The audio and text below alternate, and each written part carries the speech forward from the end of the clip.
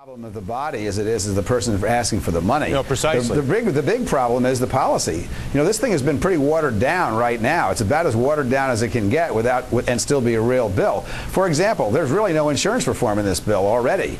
I just figured this out in the last few days. Even the House bill, which is the better of the two, and the Senate bill's a decent bill, but even the House bill, you can be charged twice as much for insurance if you have a pre-existing condition. Well, that's not really guaranteed issue or community rating.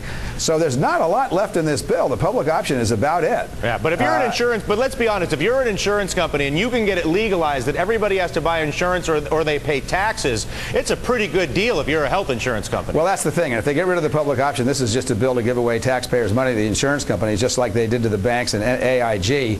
And I think the Democratic Party goes over and up in smoke. I think Sanders has got the right idea. You might as well kill this thing because the people are going to be furious if it passes, if it doesn't have a public option in it. All right, listen, Governor, it's always a pleasure. Enjoy your weekend. I know it's a short one. Enjoy the holiday. We'll talk to you soon. Thanks, Dr. Howard Dean, obviously with us from D.C. today. Bernie Sanders, by